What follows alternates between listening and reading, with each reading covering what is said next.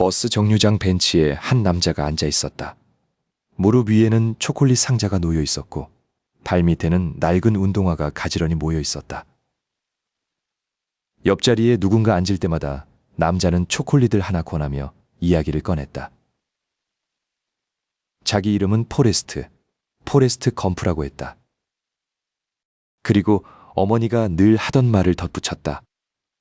상자를 열어보기 전에는 어떤 초콜릿이 들었는지 알 수 없듯이 살아보기 전에는 인생에 무엇이 기다리는지 아무도 모른다는 말이었다. 그는 옆 사람의 신발을 물끄러미 내려다보았다. 참 편해 보이는 신발이라고 온종일 걸어도 발이 아프지 않겠다고 말했다. 어머니는 신발만 보면 그 사람이 어디를 다녀왔고 어디로 가는지 알 수 있다고 했었다. 그 말을 떠올리자 기억은 아주 어린 날로 거슬러 올라갔다. 생애 처음 신었던 신발. 그것은 다리에 채우는 쇠 보조기에 붙은 신발이었다. 어린 포레스트는 등이 굽어 있었다. 의사는 무거운 보조기를 다리에 채워주며 시간이 지나면 곧 펴질 거라고 했다. 아이는 덜그럭거리는 쇳소리와 함께 첫걸음을 떼었다. 어머니는 그 신발이 아들을 어디든 데려다줄 마법의 신발이라고 말해주었다. 포레스트라는 이름은 남북전쟁 무렵에 어느 장군에게서 따온 것이었다. 흰천을 뒤집어 쓰고 말에게까지 침대볼을 씌워 몰고 다니던 무리의 우두머리였다는데 어머니는 사람이 가끔 얼마나 말이 안 되는 일을 저지르는지 잊지 말라는 뜻으로 그 이름을 골랐다고 했다. 거리에서 사람들이 아이의 다리를 힐끔거릴 때면 어머니는 아들의 손을 꼭 잡았다. 누구도 너보다 잘난 것이 아니라고 신이 모두를 똑같이 만들 셈이었다면 모두의 다리에 보조기를 채웠을 거라고 말해주었다. 어머니는 무엇이든 아이가 알아듣기 쉽게 풀어 설명하는 사람이었다. 그래서 포레스트는 어려운 세상의 일들을 어머니의 말로 이해하며 자랐다. 두 사람은 엘라베마의 작은 마을 그린보에 살았다. 큰 길에서 한참 들어간 곳에 자리 잡은 아주 오래전 조상이 바다를 건너와 물려주었다는 큰 집이었다. 아버지는 없었다. 어느 날 떠나 다시 돌아오지 않았고 어머니는 그것을 그저 긴 휴가라고만 설명했다. 어머니는 빈방을 지나가는 여행객들에게 내주며 혼자서 아들을 키웠다. 학교에 들어갈 나이가 되자 문제가 생겼다. 지능검사에서 포레스트의 점수는 75였다. 보통 학교에 들어가려면 80은 되어야 한다며 교장은 특수한 학교를 권했다. 그러나 어머니는 물러서지 않았다. 겨우 5점 차이로 아이가 갈 길이 정해질 수는 없다고. 내 아들도 남들과 똑같은 기회를 얻어야 한다고 맞섰다. 어머니는 끝내 아들을 마을의 보통 학교에 넣었다. 집에는 늘 손님이 드나들었다. 저녁이면 온 방에서 사람 소리가 났고 식탁에는 가방 장수와 여행객들이 둘러앉았다. 어느 날은 기타 가방을 든 젊은 청년이 방을 얻었다.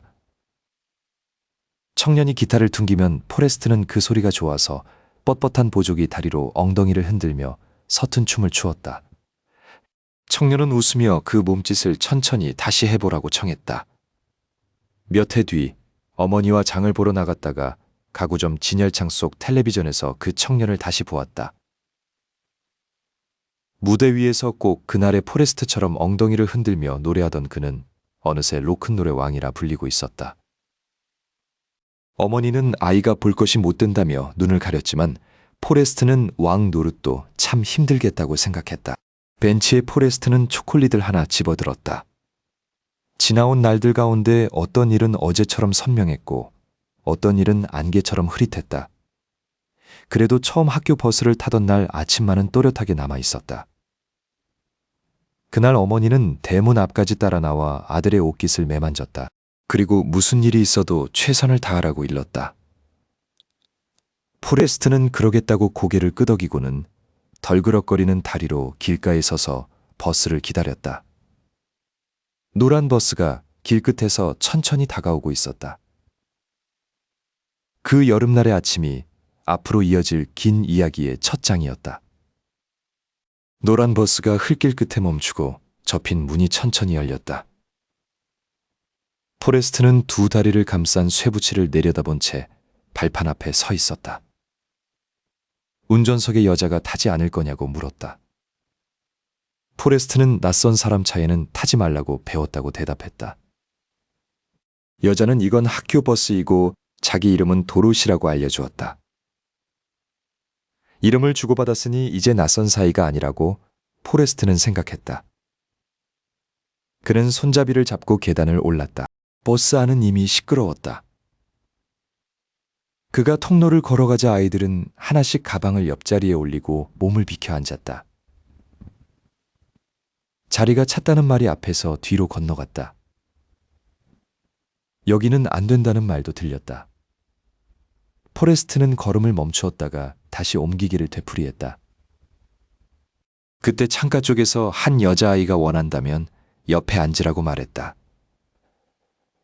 포레스트는 오랜 뒤까지도 태어난 날이나 처음 맞은 성탄절은 떠올리지 못했지만 세상에서 가장 고운 목소리를 처음 들은 그 순간만은 잊지 않았다. 아이는 제니 커런이었다. 제니는 그의 다리에 채운 쇠붙이를 보고 어디가 아프냐고 물었고 포레스트는 아무렇지도 않다고 이건 멀쩡하고 근사한 것이라고 대답했다. 어머니가 늘 그렇게 말해주었기 때문이었다. 등뼈가 물음표처럼 굽었다는 말도 남들보다 머리가 조금 느릴 뿐이라는 말도 모두 검프 부인에게서 온 것이었다. 그때까지 어머니 말고는 그에게 먼저 말을 건 사람이 없었다. 학교에 닿을 때까지 두 아이는 쉬지 않고 이야기했다. 그날 이후 둘은 늘 붙어 다녔다. 한쪽이 보이면 다른 쪽도 근처에 있었다. 제니는 나무 타는 법을 가르쳤고 포레스트는 매달리는 법을 보여주었다. 제니는 글 읽는 법을 가르쳤고 포레스트는 더 오래 매달리는 법을 보여주었다. 해가 기울면 둘은 들판에 앉아 별이 돋기를 기다렸다. 어머니가 걱정하시겠다고 포레스트가 말하면 제니는 조금만 더 있자고 했다. 제니는 어쩐 일인지 집으로 돌아가기를 늘 미루었다. 그린보의 아이들에게 포레스트는 놀리기 좋은 표적이었다. 어느 오후 아이들이 돌을 던지며 자전거로 쫓아왔다. 제니가 뛰라고 소리쳤다. 포레스트는 뛰었다. 처음에는 쇠붙이에 걸려 비틀거렸지만 걸음이 빨라질수록 다리를 죄던 쇠조각이 하나씩 떨어져 나가 길 위에 굴렀다. 그는 바람처럼 달렸다. 그날 이후 포레스트는 어디를 가든 뛰어서 갔다. 제니가 집에 가기 싫어한 까닭은 얼마 뒤에 알게 되었다. 제니의 집은 마을만큼이나 오래된 농가였다. 어머니는 제니가 5살 때 세상을 떠났고 아버지는 딸들의 몸에 함부로 손을 대는 사람이었다. 어느 날 제니는 버스를 타지 않았다. 포레스트가 찾아갔을 때 제니는 뒤도 돌아보지 않고 들판으로 달아났고 두 아이는 옥수수밭에 엎드려 이름을 부르는 소리가 멀어지기를 기다렸다. 제니는 그 자리에서 기도했다. 여기서 아주 멀리 데려가 자기를 새로 만들어 달라고 빌었다. 얼마 뒤 경찰이 왔고 제니는 그 집에서 나와 이웃 마을 할머니에게 맡겨졌다. 가까이 살게 되어 포레스트는 그저 좋았다. 어느 밤에는 제니가 무섭다며 그의 집 창가로 찾아왔다. 무엇이 무서웠는지 포레스트는 끝내 묻지 못했고 아마 할머니가 기르던 사나운 개일 거라고만 짐작했다. 두 아이는 어둠 속에서 나란히 누워 지붕에 떨어지는 빗소리를 들었다. 둘은 고등학교에 들어가서도 붙어 다녔다. 놀리던 아이들은 자라서 트럭을 몰았고 제니는 여전히 뛰라고 소리쳤다. 포레스트는 뛰었다. 트럭을 피해 뛰어든 곳이 마침 미식축구 연습장이었다. 공을 아는 채 선을 넘어 달리는 그를 보고 관중석의 어른들이 하나둘 일어섰다. 저 아이가 누구냐는 물음에 누군가는 그저 동네에서 모자란다고 소문난 아이라고 답했다. 그러고도 몇 주 뒤 포레스트는 대학생이 되어 있었다. 그는 가고 싶은 곳에 가려고 뛰었을 뿐인데 그 뜀박질이 삶을 통째로 옮겨놓은 것이었다. 대학은 어수선했다. 어느 아침 교정에는 군용 차량과 취재진이 길게 늘어섰다. 흑인 학생 둘이 이 학교에 들어온다는 소식 때문이었다. 학생들은 문 앞에 모여 웅성거렸고 포레스트는 그들이 주고받는 말을 잘 알아듣지 못한 채 그 자리에 서 있었다. 교문 앞 계단에 한 남자가 팔짱을 끼고 서 있었다. 줄을 다스리는 자리에 앉은 사람이었고 그 학교에 흑인 학생을 들이지 않겠다고 오래 말해온 사람이었다. 그 뒤로는 연방에서 내려온 군인들이 줄지어 섰다. 카메라가 돌았고 마이크가 그의 입 앞으로 모였다. 그는 약속대로 문을 막았고 그러고 나서 옆으로 비켜섰다. 그날로 그 대학의 오래된 규칙 하나가 끝났고 흑인 학생 2명이 여름 학기에 이름을 올렸다. 포레스트는 그 소란의 한복판을 아무것도 모르고 지나가고 있었다. 사람들이 왜 그렇게 몰려있는지 그는 알지 못했다. 다만 한 여학생이 안고 가던 책 한 권을 떨어뜨리는 것을 보았고 그것을 주워 건넸다.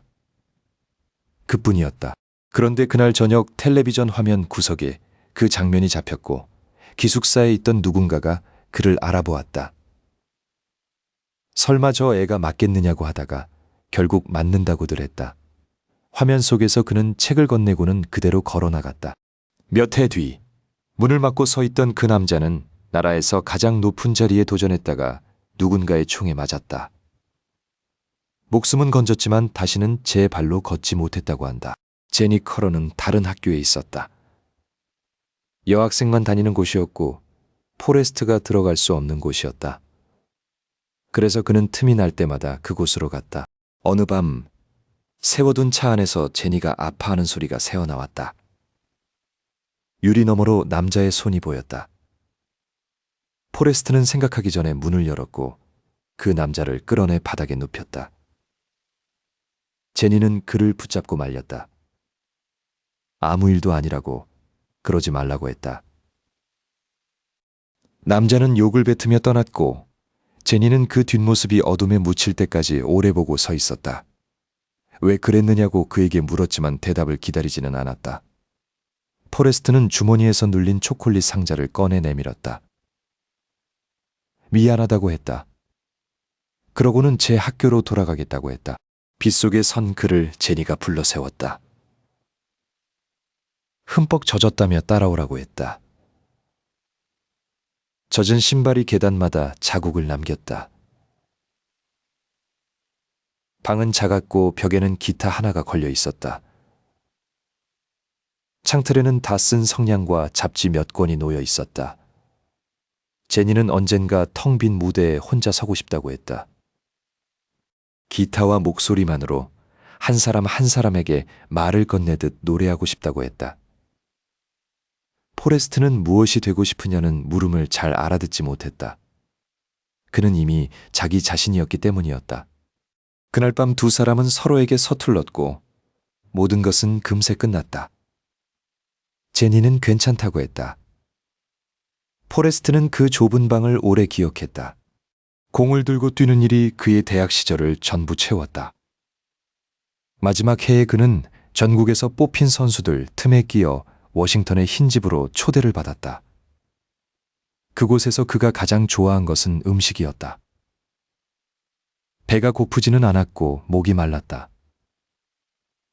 게다가 전부 공짜였다. 그는 음료수를 15병쯤 마셨다. 젊은 주인이 다가와 대표 선수가 된 기분이 어떠냐고 물었을 때 포레스트는 화장실이 급하다고 대답했다. 사람들이 웃었고 그는 왜 웃는지 몰랐다. 얼마 뒤 그 젊은 주인은 차 안에서 총에 맞았다. 몇 해가 지나 그의 동생도 어느 호텔 부엌에서 같은 일을 당했다고 한다. 포레스트는 형제가 있다는 것이 어지간히 어려운 일인 모양이라고 생각했다. 그에게는 형제가 없어서 알 길이 없었다. 5해 동안 공을 쫓은 끝에 그는 졸업장을 받았다. 이름이 불리자 그는 단상 위로 걸어 나갔고 받은 종이를 접지도 못한 채 두 손으로 들고 있었다. 검프 부인은 사람들 앞에서 아들이 자랑스럽다고 했고 그가 든 것을 대신 받아들었다. 식이 끝나자 낯선 남자가 다가와 앞날을 생각해 본 적이 있느냐고 물었다. 그렇게 그는 군복을 입었다. 첫날부터 고함이 쏟아졌다. 내가 누구든 상관없다고. 이제 너는 군인이라고 했다. 훈련소로 가는 버스에 오르자 통로 양쪽으로 사람들이 빼곡히 앉아 있었다. 그는 가방을 든 채 천천히 안쪽으로 걸어 들어갔다. 버스 통로를 걸어가는 그에게 아무도 자리를 내주지 않았다. 창가 자리마다 가방이 하나씩 놓여 있었고 어깨들은 슬며시 돌아앉았다. 이 자리는 찾다는 말만 되돌아왔다. 훈련소로 가는 첫날 아침이었고 포레스트는 자신이 무언가 크게 잘못 왔다고 생각했다. 입대하던 순간부터 들은 것이라고는 욕뿐이었기 때문이었다. 그때 뒤쪽에서 굵은 목소리가 앉고 싶으면 여기 앉으라고 했다. 아랫입술이 도톰하게 나온 청년이 자리를 반쯤 비켜주었다. 앉자마자 그 청년은 새우잡이 배를 타본 적이 있느냐고 물었다.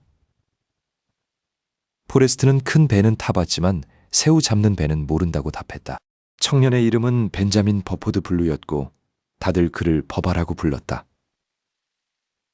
포레스트는 자기는 이름도 별명도 똑같이 포레스트 검프라고 했다. 버바는 엘라베마 사람이었다. 9살 때부터 외삼촌의 배에서 그물을 걷었다고 했다. 어머니가 새우를 요리했고 그 어머니의 어머니도 새우를 요리했고 그 위로도 계속 그랬다고 했다. 그래서 버바의 집안은 새우에 관한 일이라면 모르는 게 없었다. 언젠가 제대하면 자기 배를 사서 새우 사업을 하겠다고 버바는 종이에 배의 모양까지 그려두었다. 그물을 바닥에 닿게 끌기만 하면 된다고 운 좋은 날은 둘이서 10시간만 일해도 기름값을 빼고 남는 게 있다고 했다. 군대는 어쩐 일인지 포레스트에게 잘 맞았다. 어렵지 않았다. 침대를 반듯하게 펴고 등을 곧게 세우고 무엇을 물어도 상사에게 그렇다고 대답하면 되었다. 상관이 왜 그렇게 빨리 총을 맞추어 놓았느냐고 묻자 그는 그렇게 하라는 명령이었기 때문이라고 답했다. 그 기록은 중대에서 가장 빠른 것이었다.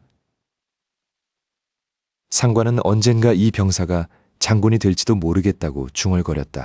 밤이면 버바는 어둠 속에서 새우 이야기를 이어갔다.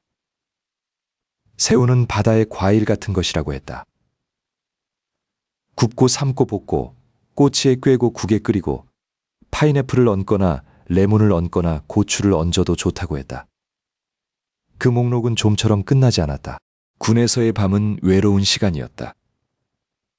막사에 누워 있으면 어머니가 보고 싶었고 제니가 보고 싶었다. 제니는 대학 스웨터만 걸치고 사진을 찍은 일로 학교에서 쫓겨나 있었다. 그런데 그 사진을 본 멤피스의 극장 주인이 무대에서 노래를 해달라고 제니를 불렀다. 휴가가 나오자마자 포레스트는 멤피스로 갔다. 무대는 담배 연기로 흐렸고 술잔 소리가 노래보다 컸다. 제니는 기타를 안고 앉아 있었다. 사내들이 휘파람을 불며 자꾸 몸을 일으키자 포레스트는 그중 하나를 번쩍 들어 밖으로 끌어냈다. 그 일로 제니는 뒷골목에서 그를 나무랐다. 자꾸 이런 식으로 자기를 구하려 들면 안 된다고. 사람들은 원래 다 그런다고 했다. 포레스트는 어쩔 수 없다고 너를 사랑하니까 그렇다고 말했다. 제니는 그가 사랑이 무엇인지 모른다고 대꾸했다. 두 사람은 다리 위에 오래 서 있었다. 제니는 어릴 적 함께 무릎을 꿇고 새가 되어 멀리 날아가게 해달라고 빌던 밤을 꺼냈다. 그러고는 이 다리에서라면 날 수 있을까 하고 혼잣말처럼 흘렸다. 포레스트가 무슨 뜻이냐고 묻자 제니는 아무것도 아니라고 했다. 그리고 여기를 떠나야겠다고 가까이 오지 말아 달라고 했다. 포레스트는 베트남으로 간다고 말했다. 아주 먼 나라라고 덧붙였다. 제니는 낡은 차에 올라타기 전에 한 가지만 약속하라고 했다. 위험할 때 괜히 용감한 척하지 말고 그냥 뛰라는 것이었다. 그는 알겠다고 했다. 매일 편지를 쓰겠다고도 했다. 차는 먼지를 조금 일으키며 멀어졌고 제니는 그렇게 가버렸다. 떠나는 날 어머니는 몸성이 돌아오라는 말만 되풀이했다. 그 말은 배가 뜨고 비행기가 내릴 때까지 귓가에 남아 있었다. 사람들은 베트남이 미국과 아주 다를 것이라고 했고 정말로 그랬다. 맥주와 바비큐를 빼면 닮은 데가 없었다. 젖은 흙냄새와 낮게 깔린 구름, 끝없이 이어진 초록이 있었다. 트럭에서 내리며 법안은 무릉덩이를 내려다보고는 여기에도 새우가 아주 많을 거라고 말했다. 법안은 상륙하기 전부터 새우 이야기를 멈추지 않았다. 이 나라의 강에도 바다에도 새우가 얼마든지 있을 거라고, 전쟁이 끝나면 배를 한 척 사서 그 물을 전부 훑고 다닐 거라고 했다. 포레스트는 옆에서 고개를 끄덕였다. 무슨 말인지 다 알아듣지는 못했지만 그 이야기를 할 때마다 버바의 목소리가 조금 가벼워진다는 것은 알았다. 트럭에서 내리자 더운 바람이 얼굴에 닿았다. 이곳은 고향과 많이 다를 거라고들 했는데 맥주와 고기 굽는 냄새를 빼면 정말로 달랐다. 흙은 붉었고 푸른 사람 키만큼 자라 있었다. 두 사람은 배낭을 맨 채 줄을 섰다. 댄 테일러 중위는 그들을 가둔 병아리들이라고 불렀다. 그러고는 경례를 하지 말라고 했다. 이 근처에는 장교를 먼저 찾는 눈이 많기 때문이었다. 중위는 두 사람의 얼굴을 차례로 살피고 어디서 왔느냐고 물었다. 같은 고향이라는 대답에 친척이냐고 되물었고 아니라는 말에 짧게 웃었다. 규칙은 두 가지뿐이었다. 하나는 발을 마르게 두는 것이었다. 행군을 멈출 때마다 양말을 갈아 신으라고, 강물에 발이 무르기 시작하면 그때는 이미 늦은 거라고 했다. 다른 하나는 죽는 멍청한 짓을 하지 말라는 것이었다. 중위는 그 말을 농담처럼 던졌지만 농담으로만 하는 말은 아니었다. 포레스트는 댄 중위 밑으로 온 것이 다행이라고 여겼다. 중위의 집안은 오래전부터 군인을 냈고 나라가 치른 전쟁마다 한 사람씩을 그 땅에 두고 왔다. 이름들이 액자에 걸린 채 나란히 늘어선 집에서 자란 사람이었다. 그래서 중위는 부하를 잃는 일에 유난히 예민했다. 어깨에 얹힌 것이 무거운 사람의 걸음이었다. 그 뒤로는 걷는 날이 이어졌다. 시골을 아주 많이 보았고 아주 오래 걸었다. 매일 무언가를 찾아다녔는데 포레스트는 그것이 무엇인지 끝내 잘 알지 못했다. 중위가 돌 하나, 발자국 하나, 길에 생김새가 마음에 걸릴 때마다 엎드리라고 했고 그러면 모두 지늘게 몸을 붙였다. 벌레 소리만 남는 시간이 길게 지나갔다. 아무 일도 없으면 다시 일어나 걸었다. 소대에는 여러 고향에서 온 청년들이 있었다. 서로를 이름 대신 고향 이름으로 부르는 버릇이 있어서 포레스트는 그들의 진짜 이름을 거의 외우지 못했다. 그래도 얼굴은 다 알았다. 해가 기울면 어딘가에 자리를 잡고 고기를 구웠고 누군가는 젖은 양말을 벗어 나뭇가지에 걸었다. 강까지 얼마가 남았다는 말이 돌면 다시 배낭을 맸다. 늘 갈 곳이 있고 할 일이 있다는 점은 나쁘지 않았다. 하루는 비가 오기 시작하더니 넉 달을 내렸다. 가는 비도 맞았고 굵은 비도 맞았다. 옆에서 들이치는 비와 아래에서 튀어 오르는 비까지 맞았다. 밤이 되어도 비는 그치지 않았다. 그러면 잠이 들어도 얼굴이 지늘게 박히지 않는다고 했다. 둘은 서로의 등에 기대 앉아 빗소리를 들었다. 법안은 그 자세로 새우 사업 이야기를 꺼냈다. 배 한 척과 기름값만 있으면 되고 방세를 아끼려면 배에서 살면 된다고 했다. 선장은 자기가 맡고 남는 것은 반씩 나누자고 했다. 새우는 얼마든지 먹어도 좋다는 말도 덧붙였다. 포레스트는 좋은 생각이라고 대답했다. 우리가 잘 맞는 건 서로를 형제처럼 돌보기 때문이라고 법안은 그렇게 말했다. 포레스트는 그 이야기를 제니, 커런에게도 편지로 알렸다. 매일은 아니어도 거의 매일 썼다. 오늘 무엇을 했는지 적고 제니는 무엇을 하고 있는지 물었다. 늘 생각하고 있다는 말도 적었다.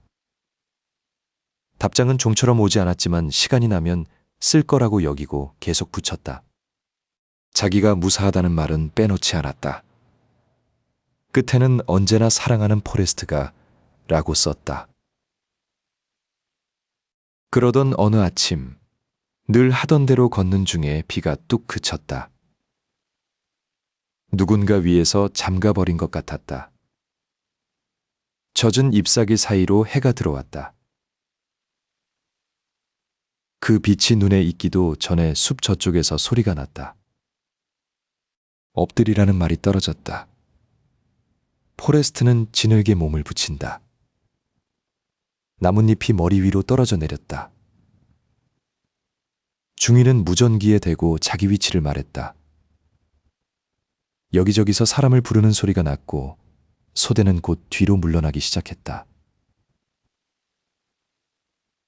중이가 포레스트를 향해 뛰라고 소리쳤다. 언젠가 제니가 시킨 것과 같은 말이었다. 포레스트는 제니가 일러준 그대로 달렸다. 총소리가 등 뒤에서 낮게 이어지는 동안 두 다리는 저 혼자 움직였고 숨이 돌아왔을 때 그는 풀만 무성한 빈 들판에 혼자 서 있었다. 너무 빨리 달린 탓이었다. 소대는 아직 강가 그 자리에 남아 있었다. 포레스트는 왔던 길을 되짚었다.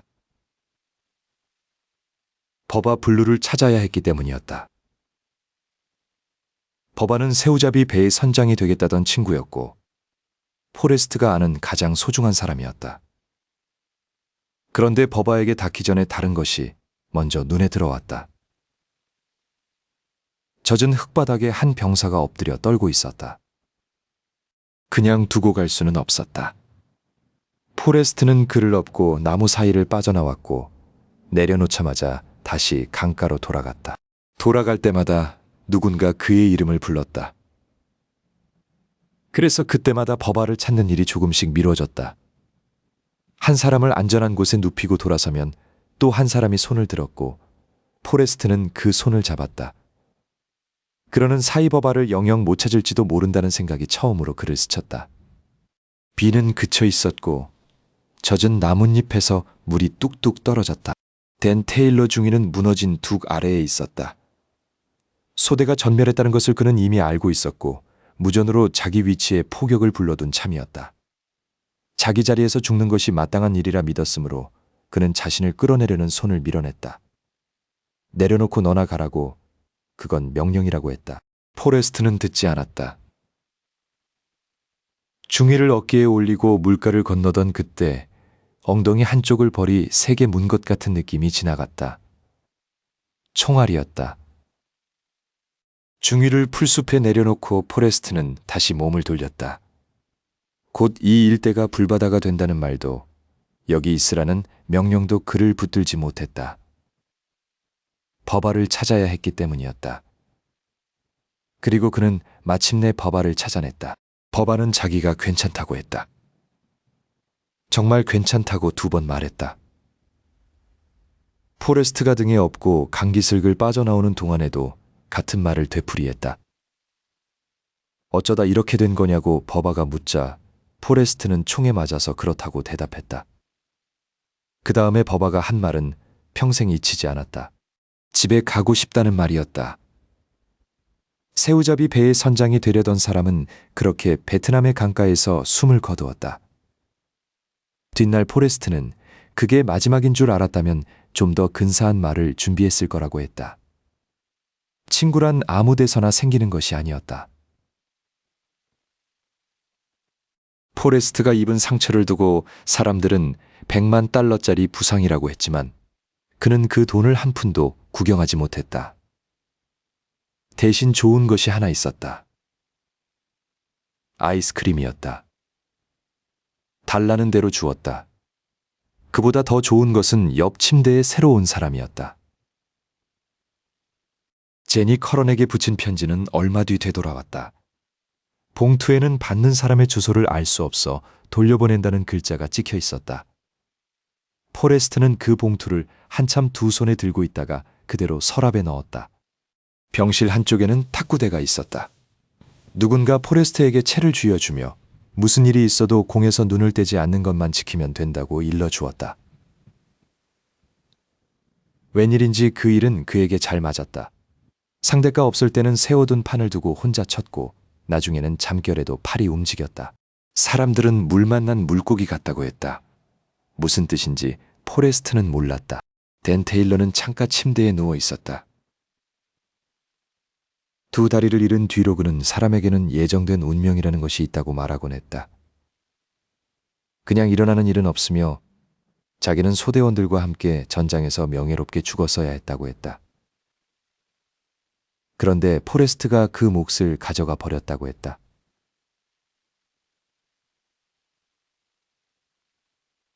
자신은 댄 테일러 중위였다고 그는 굳이 지나간 말로 자기를 불렀다.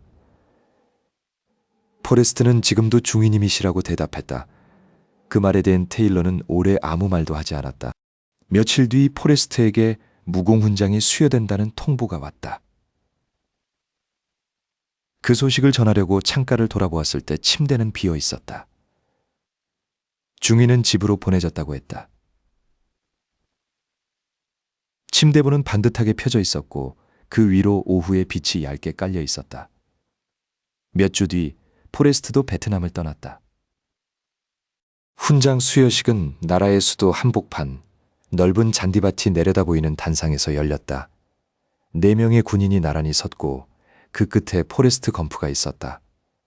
높은 자리에 있는 사람이 그의 목에 훈장을 걸어주며 나라의 은인이라고 말한 뒤 어디를 다쳤느냐고 물었다. 포레스트는 늘 그랬듯 사실만 말했다. 엉덩이라고 했다. 그 사람은 웃으며 한번 보고 싶다는 농담을 던졌고 포레스트는 그것이 농담인 줄 몰랐다. 그래서 그 자리에서 바지를 내려 아문 자국을 그대로 보여주었다. 주위가 잠시 술렁였고 그 사람은 웃음을 거두며 농담도 못하겠다는 말을 남기고 자리를 떴다. 포레스트는 자기가 무엇을 어긴 것인지 끝내 알지 못했다. 검프 부인은 다리가 아프다며 먼저 호텔로 돌아갔다. 그 편이 나았다. 동상과 기념비 사이로 사람이 끝없이 들어차 있었고 어디를 가든 줄을 서야 했기 때문이었다. 등을 떠미는 손도 많았다. 포레스트는 밀리는 대로 걷다가 성조기를 옷처럼 걸친 남자가 확성기를 쥐고 선 무리 한가운데에 서게 됐다. 남자는 험한 말을 자주 섞었었고 그 말이 나올 때마다 사람들이 함성을 질렀다. 그러다 군복 차림의 포레스트를 본 사람들이 그를 단상 위로 끌어올렸다. 전쟁에 대해 말해보라는 뜻이었다. 포레스트는 마이크 앞에 섰다. 베트남에 대해 할 말은 하나뿐이라고 입을 열었다. 그때 단상 아래에서 누군가 전선을 뽑아버렸고 소리는 거기서 끊겼다. 그는 입을 움직였고 사람들은 아무것도 듣지 못했다. 소리가 돌아왔을 때 그가 남긴 말은 자기 할 말은 극에 달하는 한마디였다. 그런데도 잔디밭 전체가 환호했다. 옆에 있던 남자가 훌륭한 말이었다며 이름을 물었고 포레스트가 대답하자 그 이름이 확성기를 타고 긴 연못 위로 퍼져나갔다. 그 이름을 들은 사람이 하나 있었다. 사람들 틈에서 제니 커런이 그를 부르며 달려나왔다. 두 사람은 얕은 물속으로 뛰어들어 서로를 껴안았다. 포레스트는 그날을 평생 가장 행복했던 순간으로 기억했다. 그날 밤 제니는 그를 데리고 시내를 돌았고 함께 지내는 사람들에게 그를 소개했다. 담배 연기가 낮게 깔린 방에서 사람들은 전쟁 이야기를 했다. 흑인 병사들이 자기들을 싫어하는 나라를 위해 앞줄에서 죽는다는 말이었고 그래서 이 전쟁에는 어떤 식으로도 찬성할 수 없다고 했다. 포레스트는 군복 차림 그대로 앉아 알아듣지 못하는 말들을 들었다. 말이 거칠어지던 끝에 제니와 함께 지내던 남자가 제니에게 손을 올렸고 포레스트는 생각하기 전에 몸이 먼저 움직여 그를 벽으로 밀어붙였다. 제니가 매달려 그를 떼어냈다.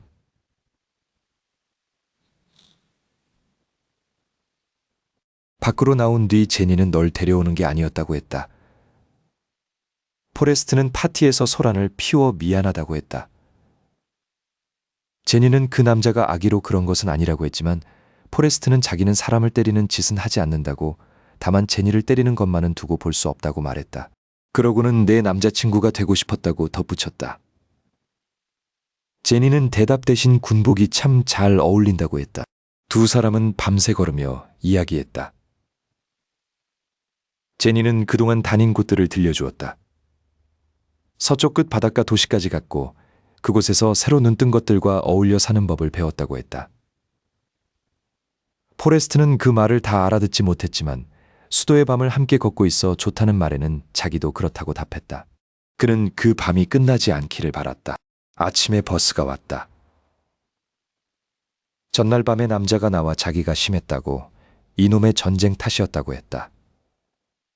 포레스트는 제니에게 고향으로 함께 돌아가는 편이 좋겠다고 말했다. 제니는 둘이 걷는 길이 너무 다르다고 했다. 포레스트는 목에서 훈장을 풀어 제니의 손에 쥐어주었다. 제니가 받을 수 없다고 하자 내가 시키는 대로 뛰다가 받은 것이니 내 것이라고 했다. 왜 자기한테만 이러느냐는 물음에는 짧게 답했다. 넌 내 여자니까. 앞으로도 그럴 거니까. 버스는 그렇게 떠났다. 제니는 다시 그의 인생 밖으로 나갔다. 그해 어느 밤 텔레비전 화면 속에서는 한 사람이 사다리를 천천히 내려와 아무도 밟은 적 없는 땅에 첫 발을 내려놓고 있었다. 포레스트는 자기가 다시 베트남으로 보내지는 줄 알았다. 그러나 그를 기다린 것은 소총이 아니라 탁구채였다. 훈장을 받은 병사가 탁구를 기가 막히게 친다는 말이 위로 올라간 탓이었다. 군은 그를 전국의 재향군인 병원으로 돌렸다. 다리를 잃은 사람들, 아직 붕대를 감고 있는 사람들 앞에서 그는 공을 쳤다. 공은 초록 탁자 위를 낮게 오갔다. 딱, 딱, 딱. 그 소리가 이어지는 동안은 병실이 조용해졌다. 창밖은 어느 도시에서나 비슷하게 흐렸고 그는 다음 병원으로 가는 버스에 다시 올랐다. 몇 해가 지나 그는 미국 대표팀에 뽑혔다. 그리고 아주 오랫동안 미국인이 발을 들이지 못했던 나라, 중국으로 건너갔다. 사람들은 세계의 평화가 그 작은 공에 걸려 있다고 말했다. 포레스트는 그런 말을 잘 알아듣지 못했다. 그는 넘어오는 공을 받아 다시 넘겼을 뿐이었다. 돌아왔을 때 그는 영웅이었다. 이름이 신문에 오르고 텔레비전에 불려나갔다. 그날 옆자리에는 영국에서 온 젊은 음악가가 앉아 있었다. 동그란 안경을 쓴 사람이었다. 진행자가 중국은 어떻더냐고 묻자 포레스트는 본대로 말했다. 사람들이 가진 것이 거의 없더라고. 교회에 가는 사람도 보지 못했다고. 그 말에 젊은 음악가는 조용히 웃었다. 마음먹기에 따라서는 그리 어려운 일도 아닐 거라고 그가 말했다. 그 말은 얼마 뒤 노래가 되어온 세상에 퍼졌다. 그리고 몇 해가 더 지난 어느 밤, 그 사람은 어린 아들을 보고 돌아와 자기 집 앞에서 누군가에게 이름을 적어주다가 총을 맞았다. 이유 같은 것은 없었다고 한다. 방송이 끝나 갈 무렵 무대 뒤에서 익숙한 목소리가 들려왔다. 백치 같은 놈에게 훈장까지 주더라며 빈정대는 목소리였다. 댄 테일러 중이었다. 휠체어에 앉아 담요 아래로 접힌 바지를 덮어두고 있었다. 중위는 뉴욕의 낡은 호텔에 살았다. 다리가 없으니 남은 시간을 대부분 팔로 보냈다. 창밖으로는 종일 사람들이 지나갔고 그는 나라에서 나오는 돈을 축내는 중이라고 스스로를 소개했다. 포레스트는 그 방에서 함께 새해 전야를 맞았다. 텔레비전에서는 광장에 모인 사람들이 비추어졌고 화면 불빛이 벽지 위에서 천천히 흔들렸다. 난방기는 낮게 웅웅거렸다. 중위가 술잔을 기울이며 예수를 찾았느냐고 물었다. 포레스트는 찾아야 하는 줄도 몰랐다고 답했다. 병원에서는 다들 그 얘기뿐이라고, 목사까지 보내놓고는 주님 곁을 나란히 걷게 된다더라고 중위는 말했다. 걷게 된다니. 그는 그 말을 2번 되풀이했고 잔을 내려놓을 때 손이 조금 떨렸다. 포레스트는 자기는 천국에 갈 거라고 말했다. 중위는 글쎄 하고 짧게 웃었다. 술이 떨어지자 중위는 그를 아래 가게로 보냈다. 돌아온 포레스트에게 중위는 버바의 고향 바닷가에 무엇이 있느냐고 물었다. 새우잡이 배가 있다고 그는 답했다. 돈이 모이면 한 척 살 생각이라고 버바와 배를 함께 하기로 약속했는데 버바가 없으니 이제 자기가 선장이 되어야 한다고 했다. 약속은 약속이니까. 중위는 소리내어 웃었다. 자네가 새우잡이 선장이 되는 날에는 내가 1등 항해사를 하겠다고 했다. 밤이 깊어 여자 둘이 방으로 들어왔다. 잔이 부딪히고 텔레비전 속 광장에서 숫자가 줄어들었다. 한창 웃고 떠드는 사이에 포레스트는 문득 제니를 생각했다. 캘리포니아에서는 이 밤을 어떻게 보내고 있을까 싶었다. 자정이 지나고 한 여자가 그에게 입을 맞추었다. 그는 가만히 있었다. 여자가 멍청하냐고 쏘아붙였고 이어 휠체어 쪽을 보며 저 사람은 전쟁터에서 산의 구실을 잃은 거냐고 물었다. 중이의 얼굴이 굳었다. 다시는 그런 말을 입에 담지 말라며 그는 여자들을 문 밖으로 밀어냈다. 복도에서 욕이 몇 마디 날아들었고 그마저 곧 멀어졌다. 방에는 종이 조각과 쓰러진 잔만 남았다. 중이는 창을 등지고 오래 움직이지 않았다. 포레스트는 새해 파티를 망쳐서 미안하다고 말했다. 그리고 잠시 뒤 그 여자한테서 담배 맛이 났다고 덧붙였다. 파티가 끝난 새벽, 방 안에는 쓰러진 의자 하나가 그대로 놓여 있었다. 댄 테일러 중위는 창가에 앉아 식어버린 잔을 손끝으로 천천히 돌리기만 했다. 조금 전 그는 낯선 여자들을 향해 소리를 질렀고 그러고 나서는 오래 조용했다. 포레스트 검프는 그 침묵의 이유를 알 것 같았다. 사람들이 중위를 두고 병신이라 부르는 소리가 중위에게는 도무지 견딜 수 없는 말이었던 것이다.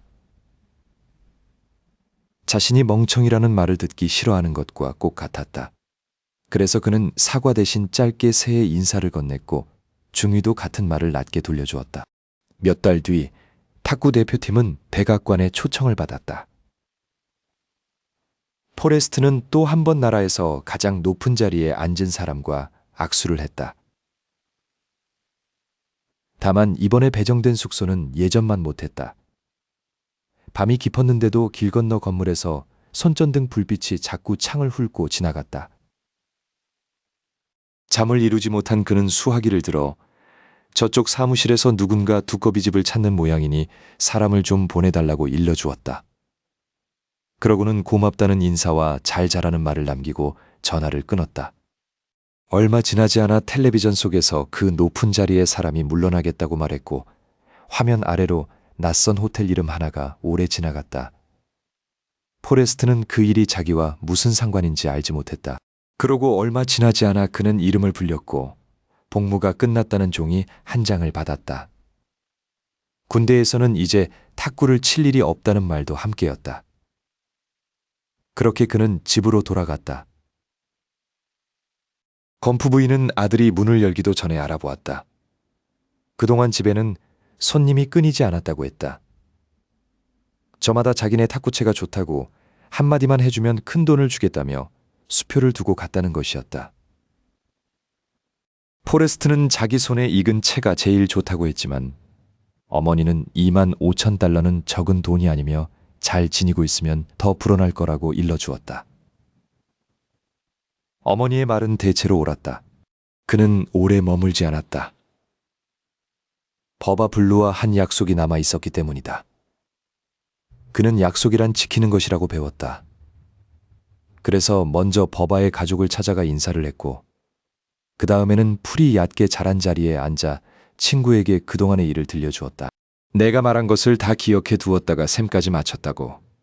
이발과 양복과 어머니께 사들인 저녁값을 빼고 남은 돈이 24,000달러 남짓이라고 했다. 그 돈으로 그는 밧줄과 그물과 오래되었지만 물에는 뜨는 새우잡이 배 한 척을 샀다. 버바에게 새우잡이 이야기라면 귀에 못이 박히도록 들었는데도 막상 그물을 올려보니 새로 알게 된 것은 하나뿐이었다. 새우잡이는 어려웠다. 첫날 갑판 위에 남은 것은 5마리였다. 배에 이름을 붙이지 않으면 운이 따르지 않는다는 말에 그는 떠오르는 이름이 하나뿐이라 그것을 뱃전에 적었다. 제니. 그는 그 이름이 세상에서 가장 아름답다고 생각했다. 제니 커런의 소식은 오래 끊겨 있었다. 그래도 그물을 손질할 때나 물이 잔잔할 때나 그는 자주 그 애를 떠올렸고 어디에 있든 행복하기를 빌었다. 그러던 어느 오후 부두에 익숙한 얼굴이 나타났다. 댄 테일러 중이었다. 그는 물장구나 좀 치러 왔다고 했다. 다리가 없지 않으냐는 말에는 편지를 받고 확인하러 온 것이라고 대답했다. 선장이 되면 1등 항해사를 맡겠다던 약속을 지키러 온 것이었다.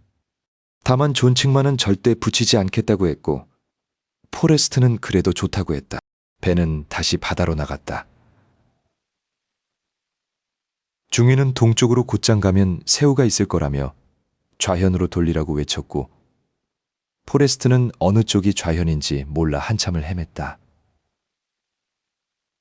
그날 그물은 종일 비어 있었다. 중위는 자기가 틀렸다고 인정했고 그러면 기도라도 해보라고 했다. 그래서 포레스트는 일요일마다 교회에 나갔다. 가끔은 중위도 뒷자리에 앉았지만 기도는 늘 그의 몫이었다. 그래도 그물은 여전히 비어 있었다.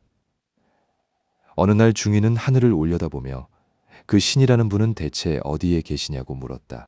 그 말이 시가 되었는지 얼마 지나지 않아 신은 바다 저편에서 모습을 드러냈다. 비가 갑판을 두드리는 밤이었다. 배는 파도에 들렸다가 다시 내려앉기를 되풀이했고 댄 테일러 중위는 돛대에 매달린 채 어두운 하늘을 올려다보고 있었다. 포레스트 검프는 겁이 났다. 중위는 겁이 난 대신 화가 나 있었다. 두 다리를 두고 온 전장에서 죽지 못한 사람의 화였다. 중위는 이만하면 다 부는 것이냐고 더 불어보라고 바람을 향해 외쳤다. 이 배만은 누구도 가라앉히지 못한다고 했다. 밤은 그 소리를 삼키고 계속 몰아쳤다. 포레스트는 조타실 문틀을 붙잡고 서서 저 사람이 저러다 떨어지지는 않을까 하는 생각만 했다. 아침이 되자 바람이 잦아들었다. 바다는 지난밤을 잊은 것처럼 낮고 평평해져 있었다. 해안 마을들은 부서졌고 항구에 묶여있던 새우잡이 배들은 남아있는 것이 거의 없었다. 폭풍을 견딘 배는 딱 한 척, 제니오뿐이었다. 그래서 그 뒤로 새우잡이는 쉬었다. 바다에는 배가 없고 새우는 남아있었으므로 그물은 내릴 때마다 무거웠다. 포레스트는 버바 블루와 나눈 약속을 잊지 않았다. 회사 이름은 버바 검프 새우 회사가 되었다. 배는 한 척에서 12척이 되었고 창고가 생겼고 회사 이름을 박은 모자도 만들었다. 이야기를 듣던 사람은 좀처럼 믿지 못하는 얼굴이었다. 옆자리에 백만장자가 앉아 있었다는 말을 농담처럼 흘렸다. 어느 날 중위가 부두로 찾아왔다. 중위는 다리를 만들어 붙이고 곧게 서 있었다. 두 사람은 오래 아무 말도 하지 않았다. 중위는 그동안 살려줘서 고맙다는 말을 한 적이 없다고 했다. 그러고는 배 옆으로 몸을 던져 천천히 헤엄쳐 갔다. 물살은 잔잔했다. 중위는 그 뒤로 그 일을 다시 입에 올리지 않았지만 포레스트가 보기에 그는 오래 다투던 무언가와 그날 화해한 것 같았다. 그 무렵 어머니가 편찮다는 소식이 왔다. 포레스트는 그린보의 집으로 돌아갔다. 검프 부인은 위층 침대에 누워 있었다. 창으로 든 오후 빛이 이불 끝에 얇게 걸려 있었다. 부인은 아들을 곁에 앉히고 손을 잡았다. 부인은 죽는 것이 두려운 일이 아니라고 했다. 죽음도 사는 일의 한 자락이고 누구에게나 정해진 몫이라고 했다. 자기가 내 어미가 된 것도 미리 알고 정한 일이 아니었지만 그 자리에서 할 수 있는 것을 다 했다고 했다. 그러면서 인생이란 무슨 초콜릿이 들었는지 모르는 상자를 여는 것과 같아서 뚜껑을 열기 전에는 아무도 모른다고 했다. 어머니는 늘 어려운 말을 포레스트가 알아듣게 바꿔주는 사람이었다. 마지막으로 보고 싶을 거라고 했다. 병은 암이었고 부인은 화요일에 세상을 떠났다. 포레스트는 어머니에게 꽃 달린 모자를 사서 씌워드렸다. 그 이야기는 거기서 끝이었다. 돈 걱정은 사라져 있었다. 중위가 무슨 과일 회사에 돈을 넣어두었다고 알려왔다. 어머니는 필요한 것 이상은 허세라고 했으므로 포레스트는 나눠서 덜어냈다. 얼마는 교회에, 얼마는 고기잡이들이 다니는 병원에 보냈다. 버바 몫으로 갈 돈은 버바의 어머니에게 갔다. 그 뒤로 버바의 어머니는 남의 집 부엌에서 일하지 않아도 되었다. 중이는 미쳤다고 했지만 포레스트는 개의치 않았다. 그는 잔디 깎는 일이 좋아서 마을의 잔디를 값없이 깎아주었다. 밤이 문제였다. 할 일이 없고 집이 비면 제니 커런 생각이 났다. 그러던 어느 날 진입로 끝에 제니가 서 있었다. 제니는 몇 해를 못 잔 사람처럼 잠만 잤다. 아래층에서는 벽시계 소리만 났고 포레스트는 이따금 계단 중간까지 올라가 방문 앞에 서 있다가 내려오곤 했다. 기운을 차린 뒤에는 둘이 매일 걸었다. 흘길에는 아침 안개가 낮게 깔려 있었다. 말은 주로 포레스트가 했다. 탁구 이야기, 새우 이야기, 어머니가 떠난 이야기를 늘어놓는 동안 제니는 잠자코 걷기만 했다. 한 번은 제니가 무너진 옛집에 돌을 던졌다. 돌이 다 떨어지도록 마음은 풀리지 않는 듯했다. 돌아온 까닭을 포레스트는 묻지 않았다. 두 사람은 다시 콩과 콩깍지처럼 붙어 다녔다. 그는 아침마다 제니 방에 꽃을 꽂아 두었고 제니는 그에게 춤추는 법을 가르쳤다. 그 애가 포레스트의 생에서 가장 행복한 시절이었다. 어느 저녁 텔레비전이 꺼진 거실에서 포레스트 검프는 제니 커런에게 청혼했다. 나와 결혼해 주겠느냐고 자신은 좋은 남편이 될 수 있다고 했다. 거실에는 오래된 시계 소리만 남았다. 제니는 한참 대답이 없었다. 그러다 나 같은 여자와 결혼하면 너는 후회하게 될 거라고 낮게 말했다. 지나온 세월이 너무 어지러워서 그 그림자가 포레스트의 삶까지 흐려놓을까 두려웠던 것이다. 포레스트는 조용히 말했다. 자기가 똑똑한 사람은 아니지만 사랑이 무엇인지는 안다고. 그 말만 남기고 그는 제 방으로 올라갔다. 그날 밤 제니가 조용히 방문을 열고 들어왔다. 달빛이 스며든 방에서 제니는 처음으로 사랑한다고 말했다. 포레스트가 평생을 기다려온 한마디였다.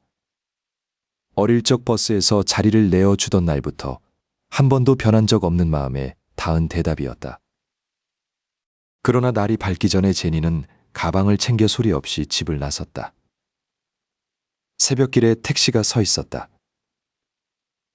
어디로 달아나느냐는 기사의 물음에 제니는 달아나는 게 아니라고만 했다. 스스로도 어디로 가는지 모르는 길이었다. 혼자 남은 그날, 포레스트는 아무 이유 없이 달리기 시작했다.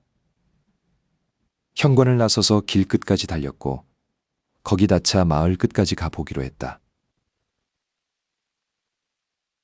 그린볼을 벗어나자 이왕 온 김에 주 경계까지, 주 경계를 넘자 이왕 온 김에 바다까지 갔다. 서쪽 바다에 닿았을 때는 몸을 돌려 반대쪽 바다를 향해 다시 달렸다. 옥수수밭 사이를 지났고 눈 덮인 고개를 넘었고 붉은 사막의 외길을 따라 달렸다. 피곤하면 잤고 배가 고프면 먹었다. 해가 뜨면 다시 신을 신었다. 그러는 사이 계절이 몇 번이고 바뀌었다. 생각을 멈추고 몸만 앞으로 나아가는 일이 그때의 포레스트에게는 유일하게 할 수 있는 일이었다. 수염과 머리가 길게 자라는 동안 이상한 일이 생겼다. 사람들이 하나둘 그의 뒤를 따라 달리기 시작한 것이다. 기자들이 몰려와 물었다. 세계 평화를 위해서냐고, 집 없는 이들을 위해서냐고. 포레스트는 그냥 달리고 싶어서 달린다고 답했지만 아무도 그 말을 그대로 믿지 않았다. 사람들은 그 단순한 대답에서 저마다 다른 뜻을 읽어냈고 그에게서 희망을 얻었다고들 했다. 정작 포레스트는 그게 무슨 소리인지 알지 못했다. 길에서 만난 어떤 장사꾼은 그가 무심코 흘린 말로 스티커를 만들어 큰돈을 벌었고 또 어떤 이는 그가 진흙 묻은 얼굴을 닦아준 노란 셔츠 한 장으로 부자가 되었다고 한다. 달리는 동안 포레스트는 생각을 많이 했다. 천국에 간 어머니를, 버바블루를, 댄 테일러 중위를 생각했다. 그리고 무엇보다 제니를 생각했다. 어머니는 늘 앞으로 나아가려면 지나온 일을 먼저 내려놓아야 한다고 했었다. 어쩌면 그 긴 달리기가 포레스트에게는 그 내려놓는 일이었는지도 모른다. 3년하고 2달, 14일과 16시간을 달린 어느 날 사막 한가운데서 그는 문득 걸음을 멈췄다. 붉은 바위산 사이로 바람 소리만 지나갔다. 뒤따르던 사람들이 숨을 죽이고 그의 입을 바라보았다. 포레스트는 많이 지쳤으니 이제 집에 가겠다고 말했다. 그러고는 어리둥절한 사람들 사이를 천천히 걸어되돌아 나왔다. 그렇게 달리기는 끝났고 그는 그린보로 돌아갔다. 돌아온 지 얼마 지나지 않아 편지 한 통이 왔다. 제니였다. 텔레비전에서 달리는 글을 보았다며 사반나로 한번 만나러 와달라는 내용이었다. 포레스트가 낯선 도시의 버스 정류장 벤치에 앉아 지금껏 긴 이야기를 풀어놓은 것은 그래서였다. 무릎 위에 초콜릿 상자는 어느새 반쯤 비어 있었다. 곁에서 이야기를 듣던 부인이 편지의 주소를 보더니 그 집은 버스를 탈 것도 없이 몇 블록만 걸으면 되는 곳이라고 알려주었다. 포레스트는 이야기 즐거웠다고 인사하고는 벤치에서 일어나 그쪽으로 달렸다. 헨리 거리의 아파트 앞에 닿았을 때 문이 열리며 제니가 그를 알아보았다. 제니는 이름을 부르며 계단을 내려와 그를 끌어안았다. 여러 해 만이었다. 포레스트는 편지를 받고 왔다고 말했고 제니는 편지가 닿지 않았을까 버내내 마음을 졸였다고 했다. 오랜 길의 끝에서 두 사람은 그렇게 다시 마주 서 있었다. 제니의 집은 작고 소박한 아파트였다. 포레스트는 문 앞에 어색하게 서 있다가 제니가 웃으며 손을 잡아 끌자 그제야 안으로 들어섰다. 벽 한쪽에는 낡은 스크랩북이 놓여 있었다. 제니는 그동안 포레스트가 신문에 실릴 때마다 기사를 하나도 빠짐없이 오려 모아 두었다고 했다. 오래 달리던 시절의 사진 앞에서 두 사람은 한참 말이 없었다. 제니는 지난 세월 잘못한 게 있다면 미안하다고, 오랫동안 스스로도 엉망으로 지냈다고 조용히 말했다. 그때 방에서 작은 남자아이가 나왔다. 제니는 아이의 어깨에 손을 얹으며 인사를 시켰다. 아이의 이름도 포레스트였다. 아빠의 이름을 따서 지었다고 했다. 포레스트가 그 아이의 아빠가 누구냐고 묻자 제니는 천천히 내가 이 아이의 아버지라고 답했다. 포레스트는 다리에 힘이 풀린 듯 한동안 서 있기만 했다. 그리고 겨우 꺼낸 물음은 아이가 똑똑하냐는 것이었다. 혹시 저를 닮아 모자라지는 않느냐고. 제니는 학교에서 손꼽히게 똑똑한 아이라고 답해 주었다. 포레스트는 텔레비전을 보는 아이 곁에 조심스레 앉았다. 세상에서 가장 예쁜 아이라고 그는 진심으로 생각했다. 그날 밤 제니는 자신이 아프다는 사실을 털어놓았다. 이름도 알 수 없는 병에 걸렸고 의사들도 어쩌지 못한다고 했다. 포레스트는 망설이지 않았다. 그린보의 집으로 함께 가자고, 아프면 자신이 돌보겠다고, 결혼해달라고 청했다. 제니는 그러겠다고 답했다. 두 사람은 그린보 집 마당의 나무 아래에서 결혼식을 올렸다. 그날 된 테일러 중위가 찾아왔다. 우주선을 만들 때 쓴다는 금속으로 만든 새 다리로 그는 제 발로 걸어 들어왔다. 곁에는 약혼자도 함께였다. 포레스트는 마법의 다리라며 아이처럼 기뻐했고 댄 중위는 오래 미뤄온 인사처럼 제니와 손을 맞잡았다. 짧고 고요한 날들이 이어졌다. 세 식구는 함께 저녁을 먹고 물가를 걷고 해가 지는 것을 나란히 바라보았다. 어느 저녁 제니는 베트남이 무서웠느냐고 물었다. 포레스트는 비가 그친 밤하늘의 별들을 물 위에 별빛이 수없이 내려앉던 고향 늪가의 노을을, 하늘을 두 개 포개 놓은 듯 막던 산속 호수를, 어디가 하늘이고 어디가 땅인지 알 수 없던 사막의 해돋이를 이야기했다. 함께 봤더라면 좋았겠다는 제니의 말에 포레스트는 함께 있었다고 답했다. 그의 마음속에서 제니는 언제나 곁에 있었던 것이다. 그러나 그 시간은 오래 허락되지 않았다. 제니는 어느 토요일 아침에 조용히 눈을 감았다. 포레스트는 둘이 어린 시절부터 오르내리던 그 나무 아래에 제니를 눕혔다. 제니를 아프게 했던 아버지의 낡은 집은 흔적도 없이 밀어버렸다. 어머니는 죽음도 삶의 한 부분이라고 늘 말했지만 포레스트는 그것만은 아니었으면 좋겠다고 생각했다. 그는 무덤 앞에 앉아 아이의 소식을 전하곤 했다. 아침 저녁으로 밥을 지어 먹이고 머리를 빗겨주고 탁구와 낚시를 가르치고 밤마다 책을 읽어준다고. 아이가 제니에게 쓴 편지는 뜯어보지 않은 채 무덤가에 가만히 놓아두었다. 그리고 그는 오래 품어온 생각을 꺼냈다.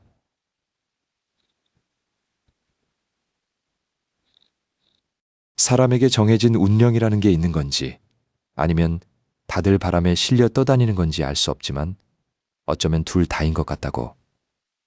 두 가지가 한꺼번에 일어나는 것인지도 모른다고.